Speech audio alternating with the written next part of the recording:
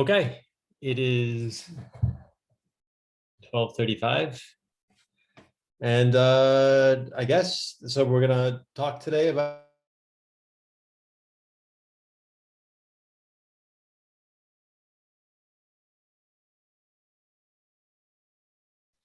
Did your sound just die? Or was it me?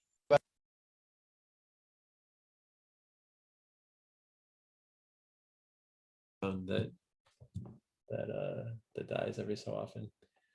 So yeah, so I have just the end of the problem set. That was it's the solving the exam from last year to talk about, and then Q&A, and that's about it for the day. And I think, is this actually our last scheduled session? I believe it is. Just double check on my calendar here. Yeah, I think it is. So yeah, so that's about it. This is a very unusual year, I must say, and you guys that are here, most of you, you guys are the real MVPs. You came most of the sessions. That's Kari, definitely, Pan, Jens, I've seen you quite a bit. So it was nice to see you. I really wish this semester we could have been meeting in person rather than online. But those are the shakes. I saw that that now actually universities are in principle open 100% for students. Unfortunately, I also saw a message. I don't know if you guys got a message from CBS students. I'd actually be curious to know if you guys did get a message, but we got a message from the dean yesterday that said, either yesterday or the day before, that said there weren't going to be any changes at CBS. It was still going to be all online. Did you guys get any communications from CBS out of curiosity?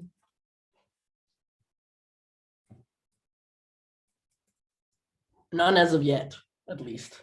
Yeah, none as of yet. I guess they'll have to say something soon. I'm also curious what the other universities will do. You know, there's obviously our class is pretty much over, but I have another class I'm teaching that goes for another 2 weeks after this week. So in principle, but I guess at CBS something's going to happen. I know, like at Aarhus University, they have exams on campus. Okay. Yeah. Yeah, I know. And then also I think at Copenhagen University they have more. Well, it's hard to say. I don't know because it's changing all the time. But there was more sort of students on campus earlier, but now it's probably about the same. Now that I think about it. Whatever. Anyway, yeah. So it is what it is. I got the student evaluations from your class. Already emailed to me earlier this week. I had, I think, 70 students. Out of the 70 students, only 5 people filled them out, which is, you know, normally what I do is during class, I give students time to fill out the evaluations. But obviously that wasn't going to happen this time, even if I would have given you time during these Q&A sessions. The attendance was very low. So I don't think it would have changed things. So I don't know how things worked. I suspect that you know, I would have also much preferred to have in-person sessions. Actually, maybe so let me, just not to waste your time, let me do this. Let me go through the end of the problem set, and then maybe I can talk to you guys a bit. I'm a little bit I'm thinking about the way I should structure this course next year, now that I have the exams, or now that I have all the lectures online, but whatever. So in the meantime, let me actually just go ahead and finish the exam or finish the problem set 4, which was last year's exam. So I'll just share my screen, and as usual, I just filled out. I wrote my own solutions here, which I already posted actually on Canvas. But let me start with. So we got up to this section 2 in depth. So I'm just going to be starting here, and then we'll just finish the exam. So just going through the questions. It turns out this one, actually, I can tell you guys a background of it. When I wrote it, I expected it to be harder than it was, but in practice, when actually I solved the exam, and then when I was grading the exam, it turned out that it wasn't actually a very hard question. So this says, recall there are two types of government-funded pensions, pay-as-you-go, fully funded. In the pay-as-you-go model, the government taxes the working age population and then gives the proceeds to the retired population. In the fully funded model, the government, oh, by the way, can you see my screen? Can you see the problem set? I'm not sure which screen I'm sharing. So what do you see? We can see the problem set, Okay, perfect. the PDF. Perfect. Okay, so yeah, so I was reading the question. In the fully funded model, the government taxes the working age population, invests the proceeds, and then returns both the principal and the earnings to the working age population after they've retired. Okay, so part A is, suppose that you found that the Danish economy were dynamically inefficient. Which pension scheme would you recommend to the government and why? So then flipping here to my solution, fully funded pension programs, based on our problem in the problem set, in a different problem set, they simply replace private savings. If we wanted people to save less, which is what we do if the economy is dynamically inefficient, then pay-as-you-go is a better choice, simply because the fully funded version isn't going to change savings behavior. Okay. That's that. Part B, in the fully funded pension model, suppose that T is the tax assessed on each worker. Then in the diamond model with full depreciation, capital stock evolves according to that. So capital in the next period is savings, private savings plus taxes. Recall that without taxes, optimal savings per worker with log utility and complex production is given by this. Derive the optimal savings per worker when the taxes are not zero. So that seems like it's complicated since I didn't give you any sort of problem setup. And I did say derive, which I think was probably a bit the wrong word to use there. But so I'm just repeating the question. There's the evolution of capital. And without taxes, the optimal savings rate looks like this. Since we've got no more structure, we use the fact that in the fully funded model, total savings per worker is constant. So when you consider both the private savings and the public savings, it doesn't change the amount of total savings. So then we get total savings per worker to be ST plus T is equal to, and then that's just the optimal private savings. When taxes are zero, if T here is zero, then ST is equal to that right-hand side.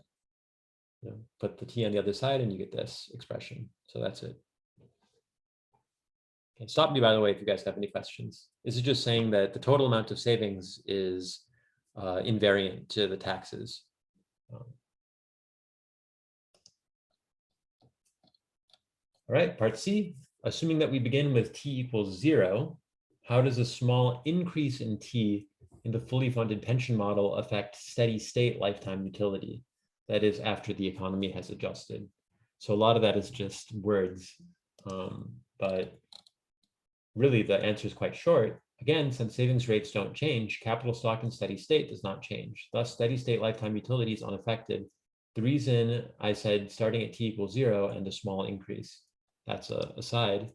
The reason why we didn't talk about in this model the idea that so in this model there's no one to borrow from, right? That's an issue in this diamond model because everybody's the same, and basically what happens is young people want to save and then use the proceeds when they're old people to produce, right? So they have labor income when they're young, and then they have the proceeds of their savings when they're old and no labor income.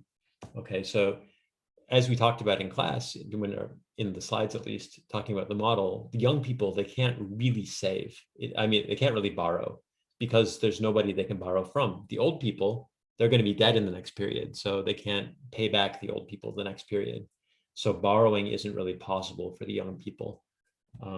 So if that's the case, then you can actually imagine that if you had very large taxes, so you had taxes that are far higher than what people would optimally want to save, then you'd sort of be forcing them to save more than they would in the world with just private savings.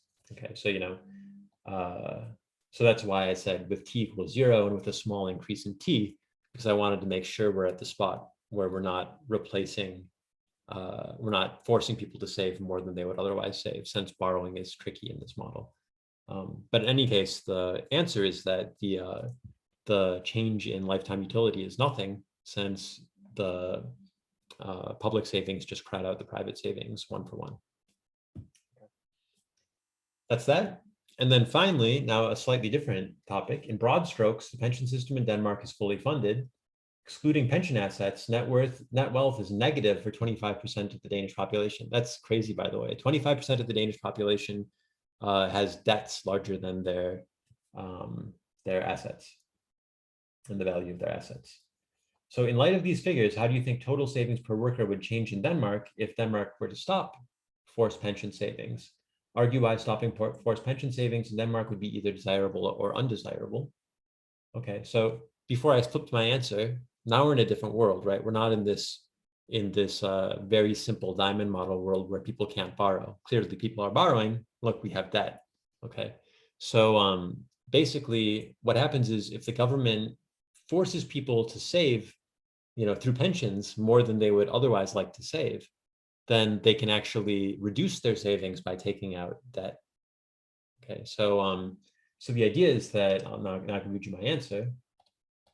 Clearly, T is much larger than 0 in Denmark. The fact that a large number of Danes are both saving through forced pension savings and borrowing for the this sentence is not complete, but I should say a large number of Danes are both saving through forced pension savings and also borrowing at the same time.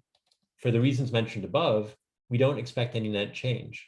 Okay, why is that? Because if the government forces you to save more than you'd like to, you can adjust your portfolio by borrowing by borrowing, and then that will sort of reduce your net, if you like, your net position, your net financial position.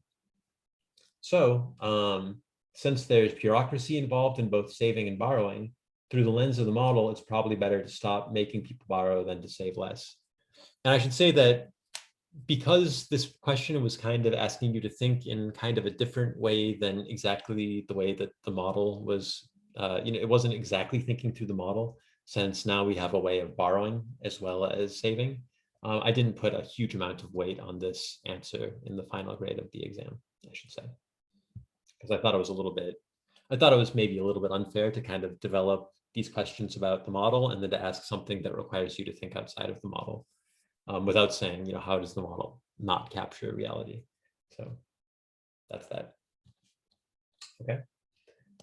So that's all I have to say about question 1. Any questions about that before I move on to question 2?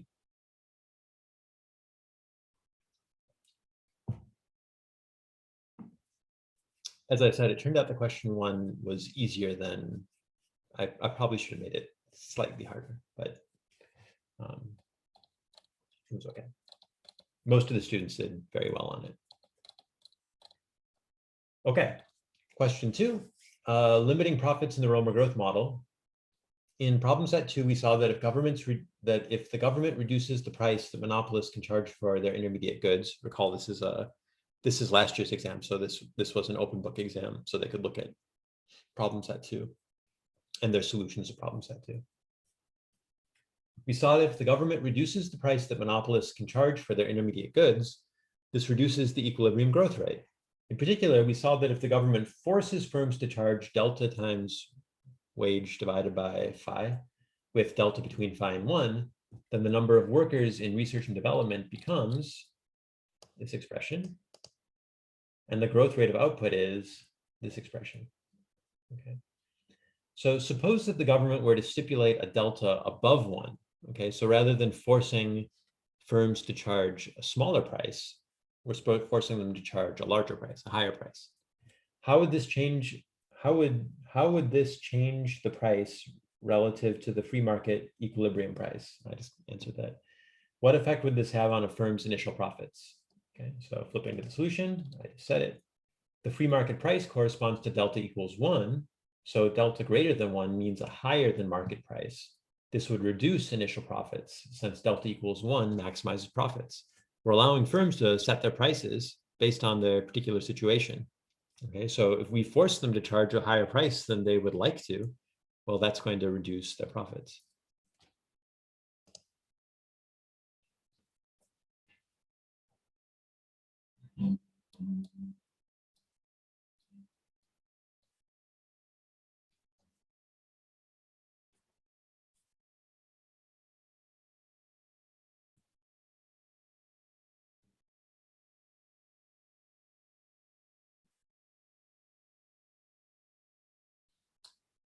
Yeah, I'm just pausing. There's a slight subtlety there, because when everyone changes their prices, then you're changing the overall price index for the economy. So yeah, what effect would it have on a firm's initial profits?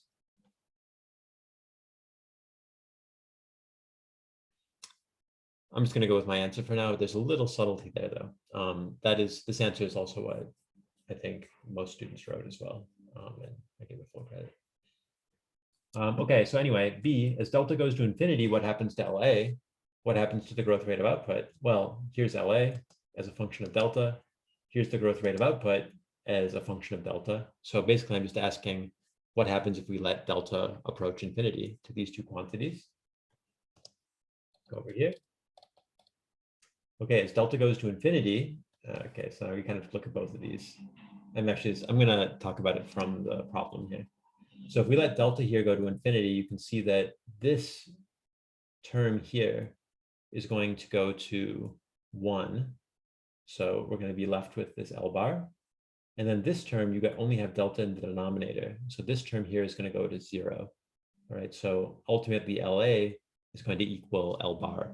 So in words, the entire population will be working in the R&D sector, not in the production sector, in the manufacturing sector. Okay, growth rate of output. Again, we've got this term here, which is going to go to 1. We've got this term here, which is going to go to 0. So we're going to get 1 minus phi divided by phi times B times L bar is going to be the growth rate of output, which will be higher than this expression, because this expression otherwise would be some number between 0 and 1. This expression otherwise would be lower than L bar. Okay. So I just wrote that here. All workers work in the R&D sector. Growth rate of output would increase to 1 minus phi divided by phi B times L bar. All right. Part C. What does a high delta imply about initial output? That is, suppose that we start with some baseline number of intermediates. What does a high delta imply about production at time 0? This finding is sometimes known as the trade-off between static and dynamic efficiency. So this is an interesting one. So what we're doing is we're sort of forcing, as we think about it this way, well, I'll read my answer. We've just seen that as delta goes to infinity, all the workers start going to the R&D sector, which means that there's less workers in the production sector. Therefore, in the short run, output has to be lower if delta is higher, right? As we increase delta, we're getting closer and closer to the situation where everybody's an R&D worker. If everybody's an R&D worker, then there's no workers in the manufacturing sector, which means that there's no output. Okay, so basically what's happening is that we're doing this thing that's making the growth rate faster and faster, right? As delta gets higher, our growth rate increases. But there's a cost. What is the cost? It means our level that we're starting with of output is lower. So there's this trade-off between the speed of growth and the level we start at. Okay, so that's sometimes known as this trade-off between static efficiency. Of course, if we wanted to have the most output as possible in static in this period, the best thing to do would be to let the profits be 0. Right? We don't want to have any sort of monopoly power. We'd rather have prices equal to marginal cost, which is the situation, I think, where, yeah, whatever. We want price to be equal to marginal cost. These firms have monopoly power. So we want to shut down all that monopoly power. That'll give us the biggest amount of pie in this period. We're shutting down that market power friction. On the other hand, if we shut down that friction, it means that firms have no incentive to invest going forward because there's no profits, right? When price is equal to marginal cost, there's no profit. So why would you ever spend any money to develop a new good? Okay, so we get more in the current period, but then we get less growth in the future. So, again, static, dynamic, and efficiency, but then also it speaks to this idea of patents, right? Why would we want to grant monopoly power? That seems crazy. Why would we want to give private firms market power, through a government mandate? Well, it's for exactly this reason. It's going to hurt people in the short term. Vaccine medicine is they're paying a lot of money for vaccines right now, right? It's why are we letting drug companies make a ton of money off of people's sickness? That seems crazy. I've been seeing these posters all over Copenhagen.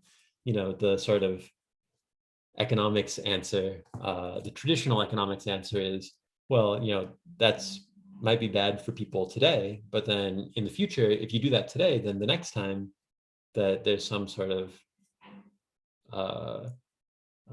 pandemic, then firms won't have such strong incentives to work hard to produce these vaccines. So, you know, you take it or leave it.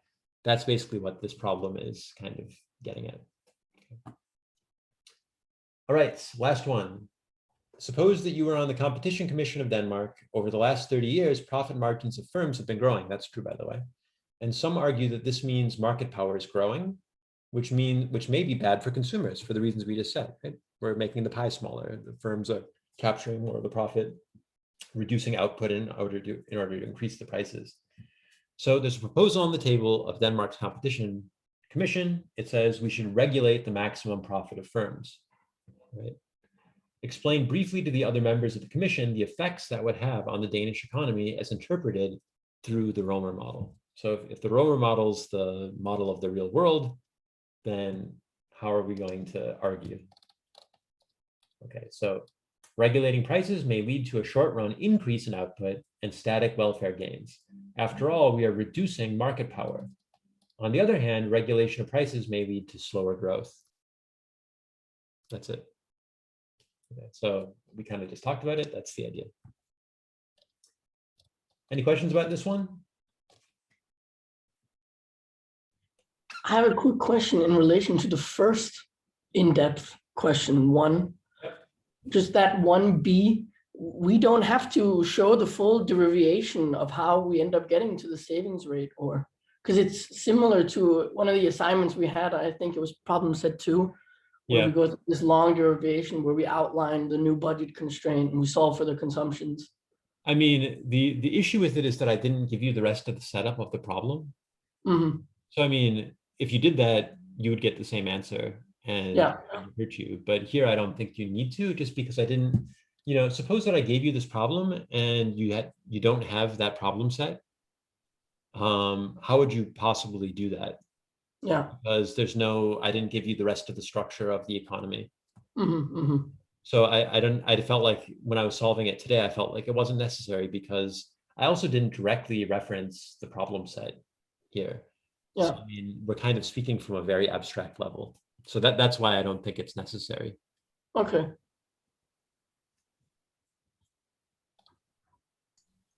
In the last question that we just answered, so is the growth lower because then if there's like less profit margin, then they have less incentives to innovate or like produce R&D? Oh, yeah, good. Sure. Exactly. So, I mean, you know, those monopoly profits, they're what's inducing people to become monopolists. And the way you become a monopolist is by paying for some R&D. So that's exactly right. That's the intuition.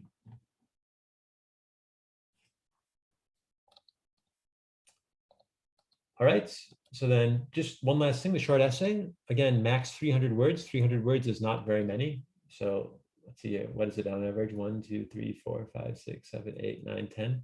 So about 10 words per line. So that's about 30 lines. So this paragraph is 7 lines. So, you know, that's 5 paragraphs that are this size. It's not very long. So this is not a long essay. This is a very short essay. Even you could think of it as like kind of a long response to the problem. So you'll see that my solution here, my answer, which I would have given full credit, is probably only 150 words. You don't even have to get close to 300 words here. So use one or more models from class to discuss how Brexit will affect British home bias in investment portfolios. That is, should we expect the British to invest a larger share of their wealth at home after Brexit or a smaller share? Why? So here's my solution. Brexit is likely to increase trade costs for the UK, potentially through tariffs, but more likely through non-tariff barriers like required inspections. With respect to the home bias and portfolio puzzle, the larger our trade costs, the larger is the real interest rate when borrowing, and the smaller is the real interest rate when lending. Therefore, we should expect British home bias to increase. if it weren't for COVID, this might have been a good master's thesis. That's it. That's all I wrote. And I think that's fine. So what's the important thing? I said, how do we expect Brexit to affect the UK? I said, how does that relate to one of our models that relates to this home bias and investment model? And then, what are the implications? So this is very short, actually, but I think I hit all the points. So that's all you need to do. Yeah, I mean, it would have been a nice master's thesis, actually, I think, if it wouldn't have been for this, for COVID, which is now going to throw a wrench in the data because it's an exogenous shock. It would have been interesting to see how British people's, like, you could look at the national savings rate and the national investment and national investment and see if they became more correlated after Brexit. That'd be a nice little master's thesis. But yeah, so that's that. That's the entire problem set 4. So I think that's really all I have to say about it. So any questions about either what I went through today or just more generally about either problem set 4 or anything else? Oh, actually, while you're thinking, think about questions. But while you're thinking, last time we had a student that asked many questions, very specific questions about the course. And there was one at the end that was about a question from the mock exam. So let me just very quickly pull that up here.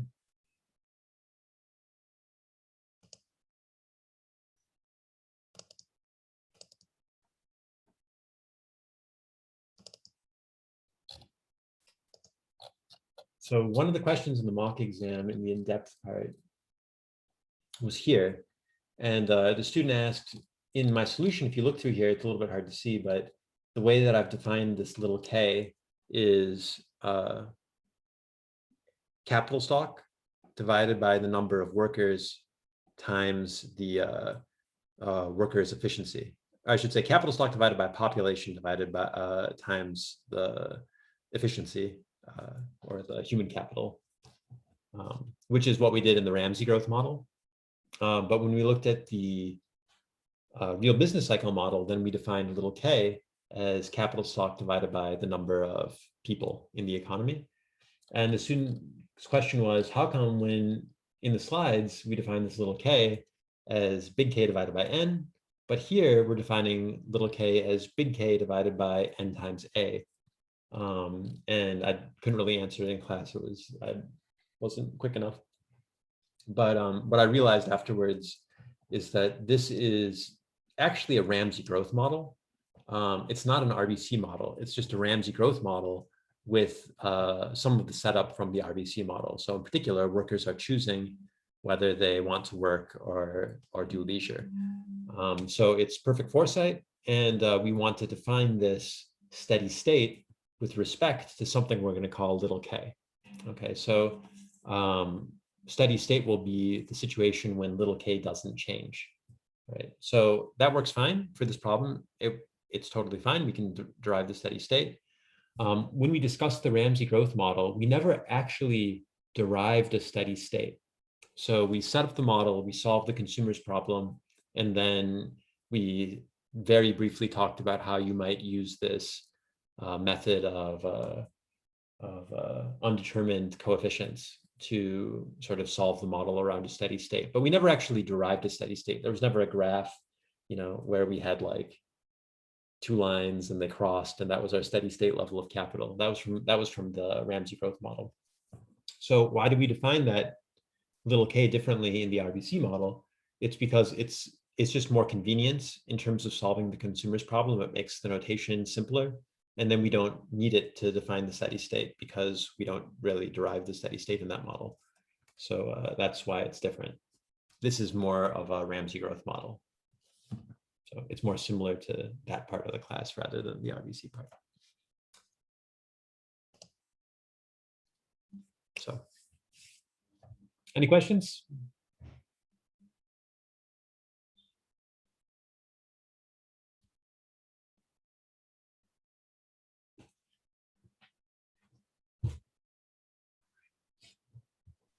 Are you happy with the exam from last year?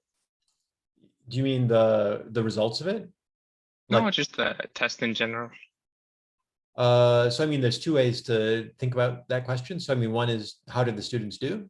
And last year was a little bit weird, right? Because I actually started out teaching this class physically. It started at the beginning of February. And then I think maybe towards the end of February was when they had the first lockdown. And then after that, it was just online. So they had a slightly different experience than you did. At least they had a little bit of in-class time. So they did fine on this exam, I would say, as well, or maybe even better than typically in the course. On average, I would say. You know, I'm a pretty easy grader, so people's grades are always okay. But generally, I think it was fine. So I asked a lot of short answer questions, probably more than I usually would. So there were 10. These questions, they were fine. I think this, especially question 2, I liked. Question 1, after I I wrote it and then it's fine. I sent it in. The students did well on it. The only thing is that I kind of think that parts A, B, and C are all kind of asking the same exact question. So I wish I would have sort of maybe threw in some other question in there that would ask about another aspect of the same model. So in this case, maybe I could say something about, what is dynamic inefficiency? Or I could say something like, in this model, why can't the young borrow? Some other aspect that is not just the fact that in the fully funded version, savings don't change, because really A, B, and C were all about that same question. So if I had one regret about this exam, it was that. But besides that, I thought it was fine. The level I thought was okay. So I expect that your exam will be a similar, I haven't written it yet, by the way, your exam, but I expect it will be a very similar level.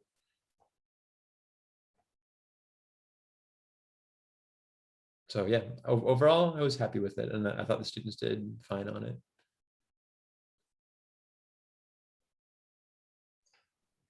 Can I ask another question? Oh, sorry.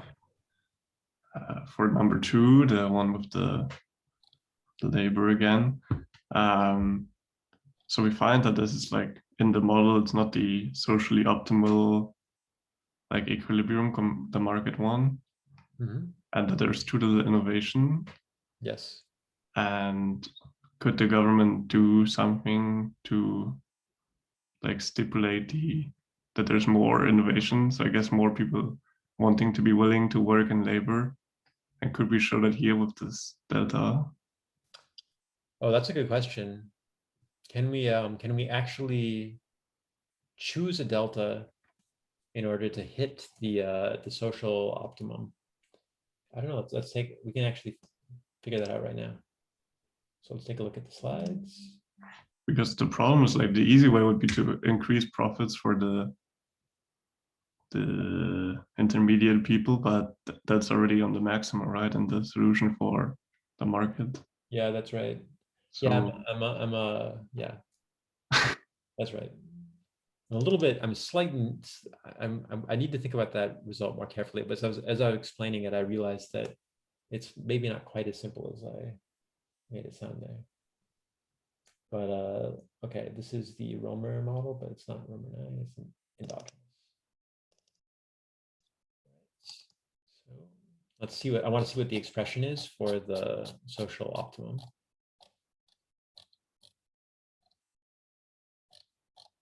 Oops. Okay, so here it is. So here's the lifetime utility maximizing level of LA. I'm not sure if we can actually hit that. So now let's look at the oh, sorry, 2.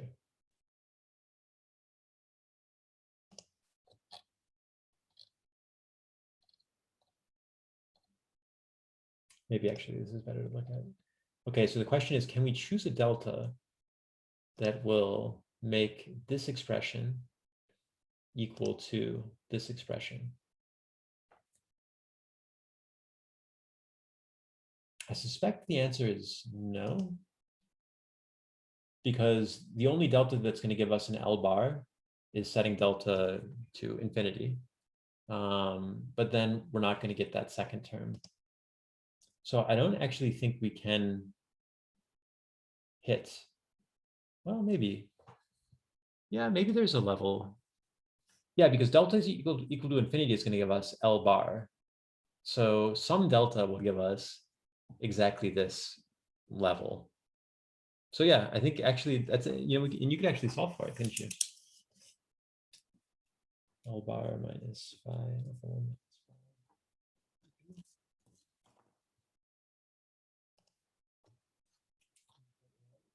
minus 5 divided by delta.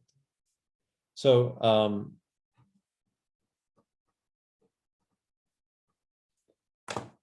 so yeah, I think you actually could. I'm not sure if we can solve it analytically. I kind of suspect maybe we can. I'm not 100% sure. We could do it now. I don't want to make everybody bored with algebra, but maybe it's possible you can. Maybe we should just take a 10 minutes break and you can have some fun in the meanwhile. I mean, we can do that if you want. Sure, let's take a 10-minute break and then come back. That's fine with me. And anybody who's interested can stick around and see. But yeah, for everybody else, go ahead and take a 10-minute break. I'll put a countdown timer here.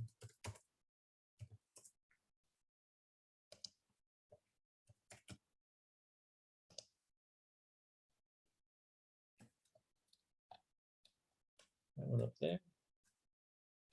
And down here. All right.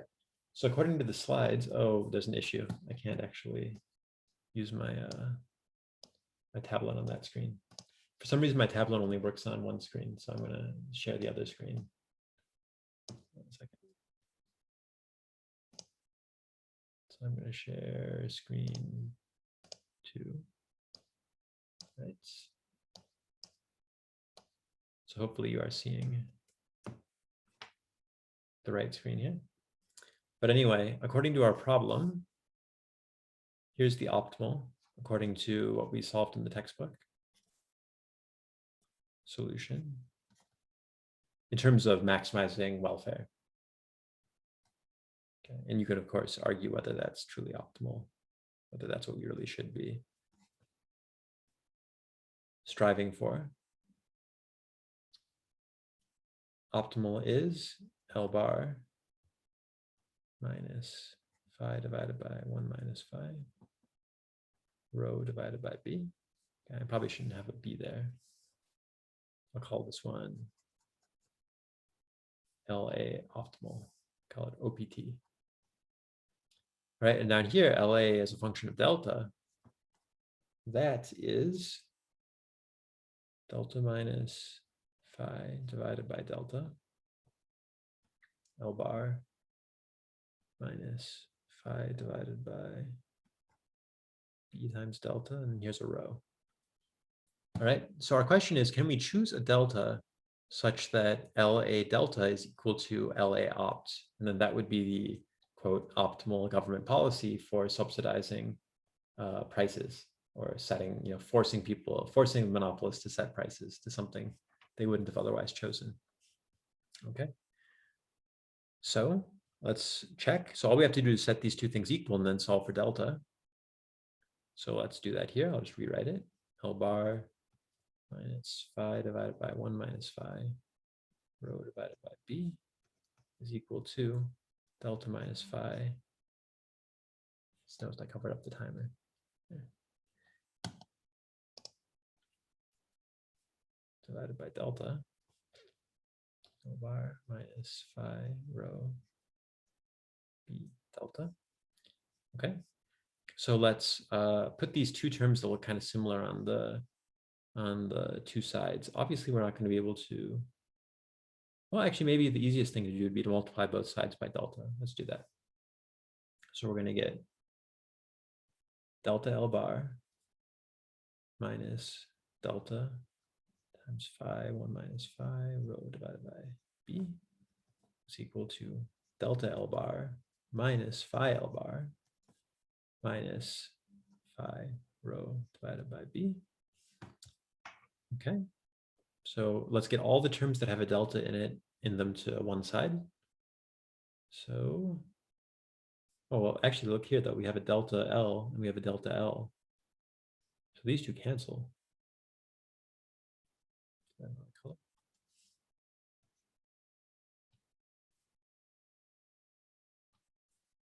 So then actually our deltas are already on one side. And we can just divide both sides by negative phi divided by 1 minus phi rho divided by B. So then we're going to get our solution actually, which is that delta optimal, delta star is equal to, I'll write it out here so I don't make any algebra mistakes. It's going to be phi L bar divided by phi 1 minus phi rho B plus, there's these minuses, we have a minus on, everything has a negative term, so we can just cancel them all out. And we're going to get phi rho divided by beta divided by 1 minus phi rho divided by beta. Okay, and we can cancel a lot of this stuff. So this whole term cancels.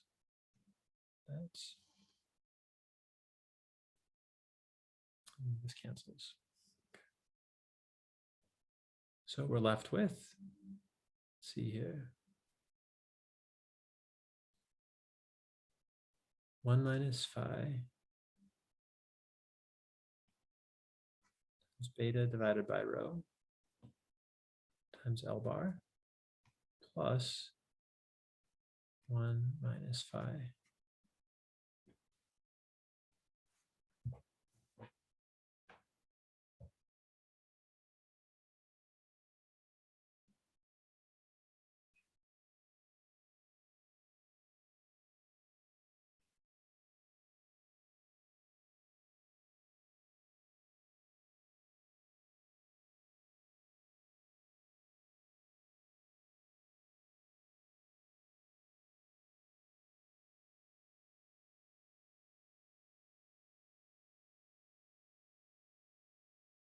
I'm just trying to think about intuition. So B is like how efficient the R&D sector is.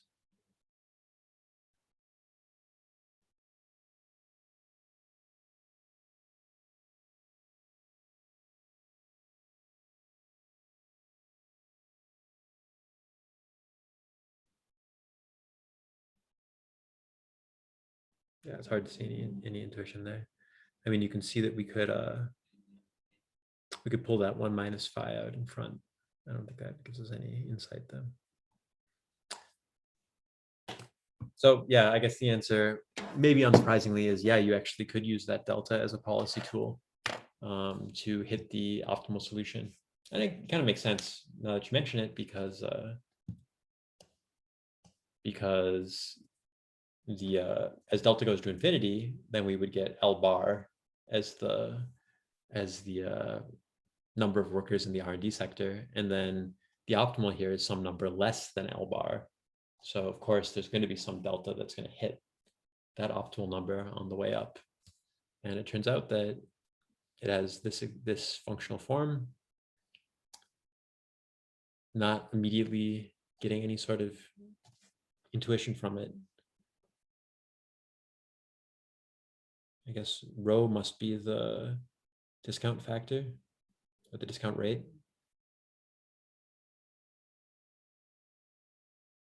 So the more that we discount the future, the lower will the subsidy, if you like, the price subsidy be. That makes sense.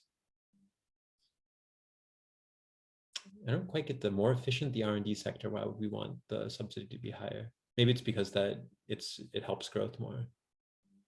That could be right.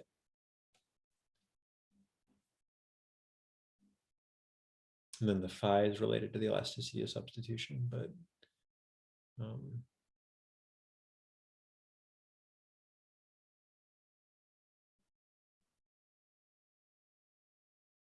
Yeah, it's not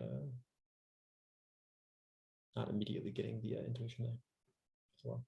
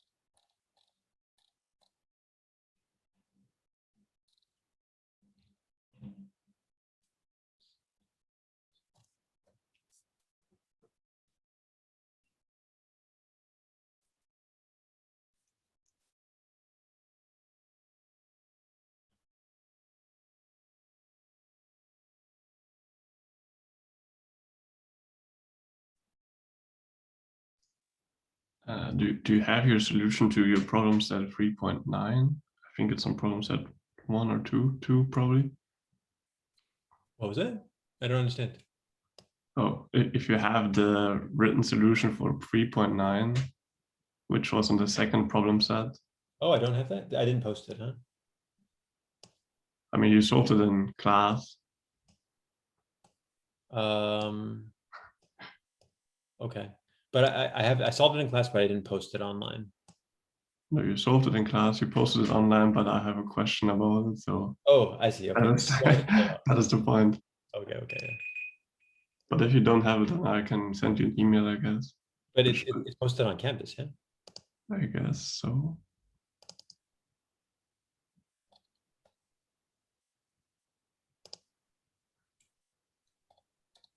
Okay, so it's problem set 3. 2, I think. Okay, and which problem was it? 3.9. 3.9. Maybe you don't have it on the. Wait a second. Okay. Oh, 3.9. Yeah, maybe I don't have it. It's okay. I mean, you solved it, so there's no problem with that. It's just probably my math not being. No problem at all. But yeah, let me just. If I didn't post it, I should have posted it. So let me find it on my own. Yeah, I'll let you see what I'm doing while we're doing it. So let me go to problem sets and then problem set 3. Then problem set 2, I think. No. Oh, problem set 2. At least for us, it was on. And I did post it somewhere, or maybe was it only the video, or did I post it somewhere? So you solved it in one of these sessions here. That's why I see. Okay, but I didn't actually have a PDF with the solution in it. Probably. All right, let's see if that should be the NDoc one, if that is not the, I don't know. Yeah, this one, problem set 2 last. Okay, it opened. Hold on, I don't know. It's gonna be in there. Okay. Okay.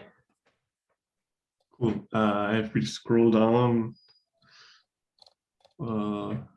this is gonna be difficult, but even more.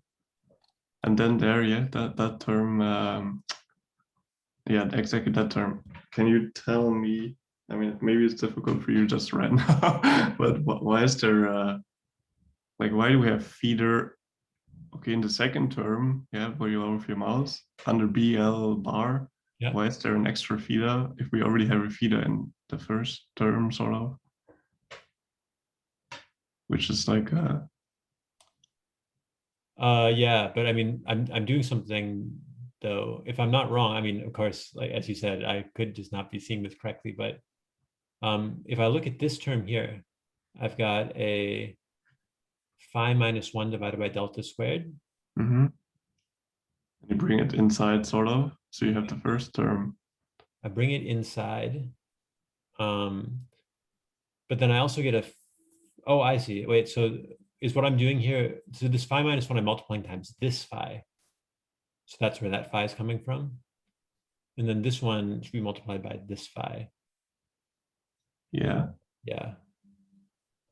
I mean, it looks to me like that appears here in this term and then it disappears in this term. Oh no, because I crossed it out. So you're saying that this phi actually should not be here. That is my question. Because Yeah. it's just kind of BL bar taken over, right? Not... Yeah, it's quite possible. Let's see. let me just look at my algebra. It's no, it's you know that probably... I'm not a super neat algebra person, so it's quite possible I would have made a mistake. So let's see here though. Yeah, so same, maybe it's just my mistake. Yeah.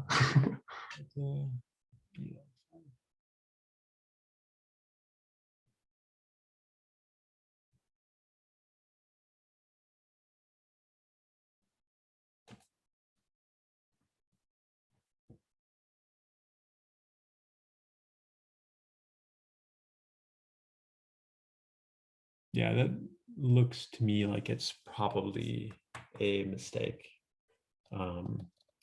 Let me just double check after class, and then if it is, I'll correct it. I have actually a solution manual, so I can check and make sure that their solutions don't have a find it, and then that will mean that mine are wrong. So it looks like you're probably right. Let me just double check after class, and I'll correct it if it is a algebra mistake. But good catch.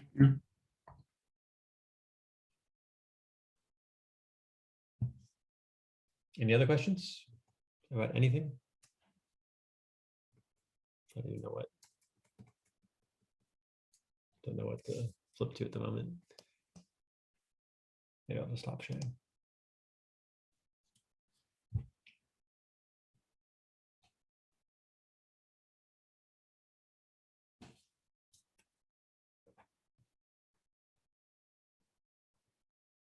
Okay, then let me ask you guys.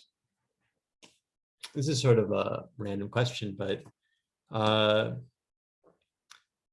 so this year, I don't know how you guys felt, but I really didn't like the way that this course ended up running, which is that basically it was what they call asynchronous now, but basically all the lectures are online, and then we had these question and answer sessions. But I think probably because I was recording them, which is good because you guys can come back and listen to them if you need to. The attendance was very, very low, and it just felt to me as like a teacher, this class has 70 people in it, but I pretty much only saw a couple of you, and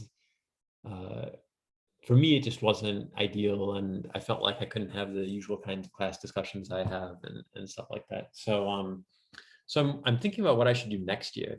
So now all the lectures are online, and really the way I used to run this class before COVID was that I would lecture, and part of the lecture would be discussions, but mostly it was going through slides.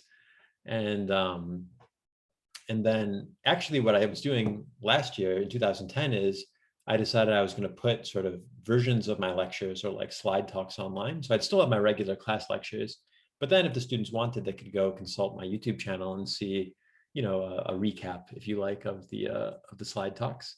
But now I'm sort of not sure what the right thing to do is next year. So I was just curious what you guys think and you have any recommendations? I mean, I'll probably be preparing the course before I actually talk to the students next year. So,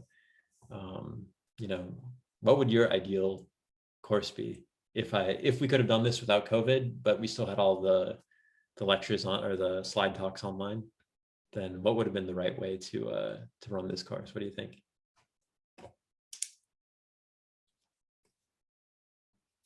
Is my way of getting. Go ahead, Lasse. I think the solution with the videos online and the class in class would be the best, probably, because I'm speaking for myself, but even if I go to all of your classes in physical person, then you might still either not get something or you don't really, we have many other courses at the same time, right? So you kind of don't have the time to internalize everything. So for example, that's also why I found this mistake now, at least if it's a mistake, I don't know, because I just went through that to double check again. And then, I mean, you probably don't do that before the end of the class, sort of towards exam. So then probably it's helpful if there's also videos or if people are maybe working besides studying, then sometimes they can't come to your, I mean, it's always a dilemma, right? Because then maybe some people never show up like at all because they just watch the online lectures. Yeah. But yeah, I guess. I mean, but to be honest, but thank you very much for that comment. To be honest, even before there was ever anything online, attendance is only about half of the students, I would say, generally. And that's just my experience at CBS for all courses, is that you get everybody in the first class, and then pretty much in the second week, it's half of the students. And then in the final week, everybody comes again. So yeah, I might do that. I might do that. I might do it that way. I probably will. That's probably what I'll do. But okay. Any other ideas, comments? Flipped classroom, blended learning, none of that stuff?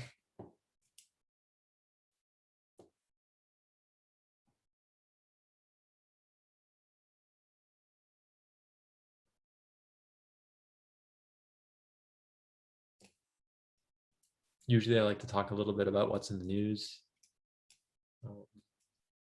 I remember last year we had a discussion about whether we should, property prices are very high in Copenhagen. Why don't we just allocate property by lottery rather than by buying and selling it?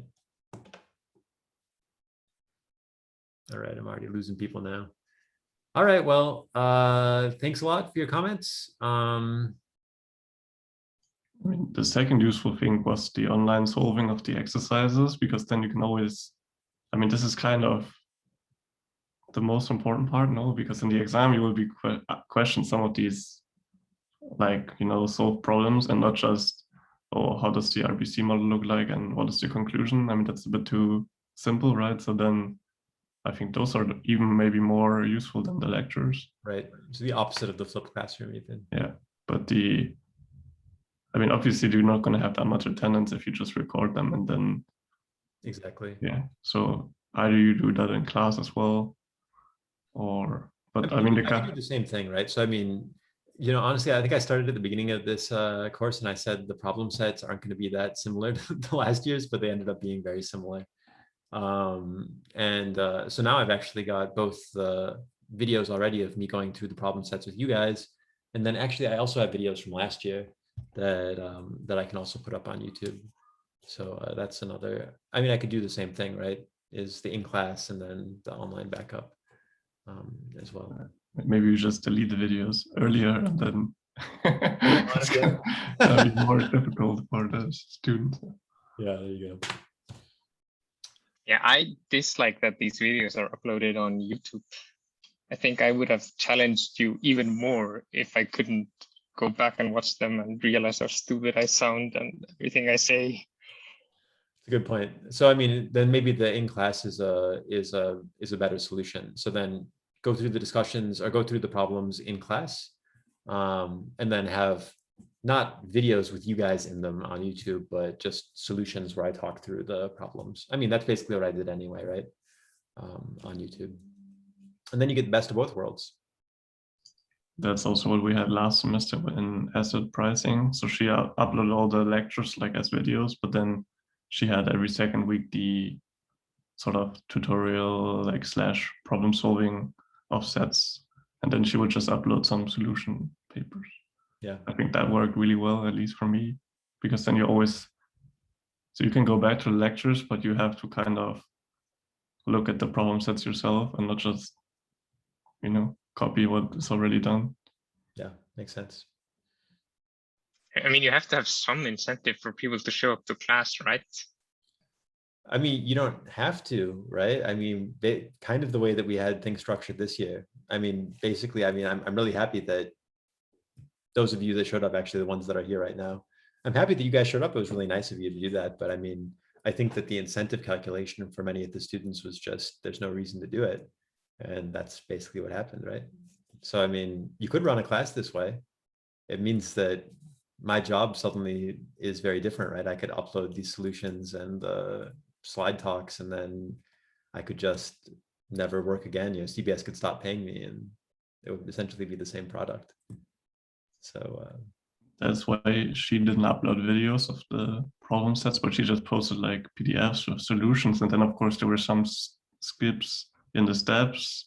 yeah. You know, she like had to find, and she writes solve for XX, and then XX is equal to this. So then you have to, I mean, then if you're not in her class where she actually does it, then it's, I mean, you know, not impossible, but more difficult than, Yeah. so maybe that's, yeah, one thing.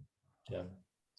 You could also be a little bit sneaky and then have the exercise classes on campus and only make the videos available towards the end of the semester.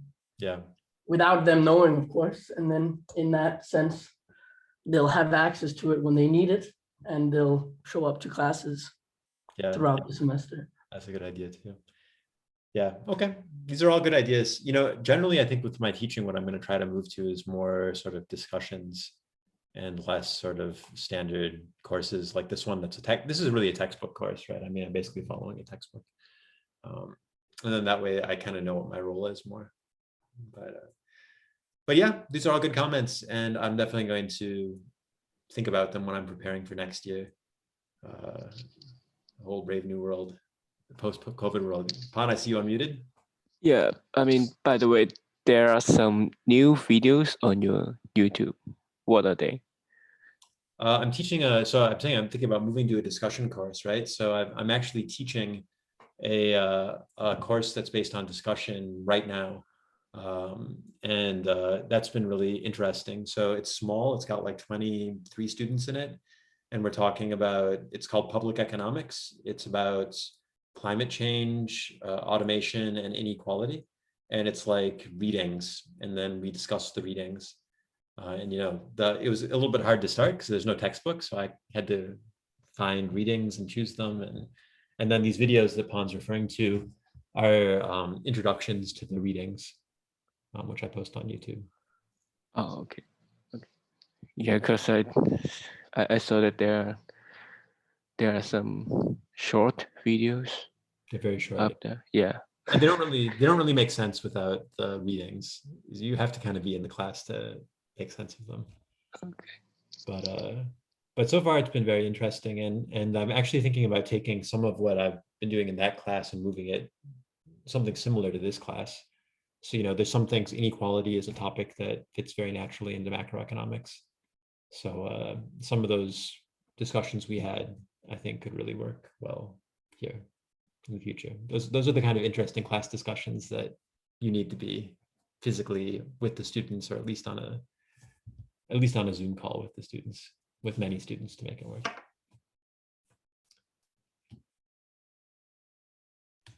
I mean, I wouldn't say that this course is completely useless, no, but maybe you could, I think Kari already said that once, that maybe you could offer a more progressive course in the autumn, and then you could do something. I mean, he said something about TSGE, right? How that actually works.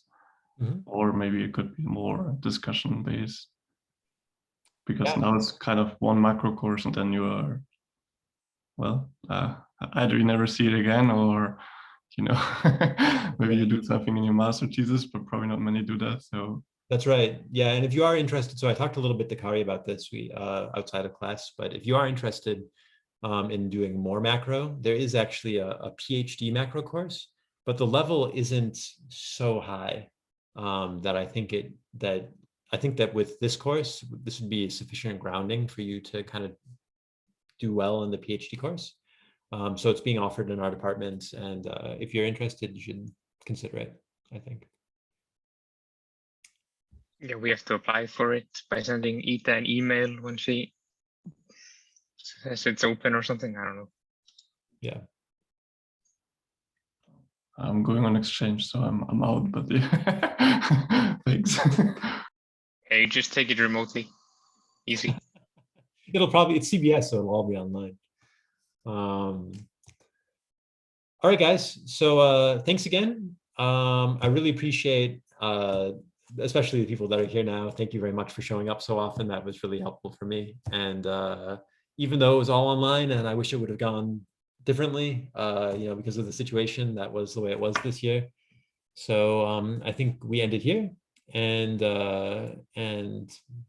yeah, I think that's it for our regular classes, at least. Of course, email me, we can set up office hours or something if you have other questions. So thanks a lot, guys. Thank you. Bye. Yeah, bye. Thank you. Bye.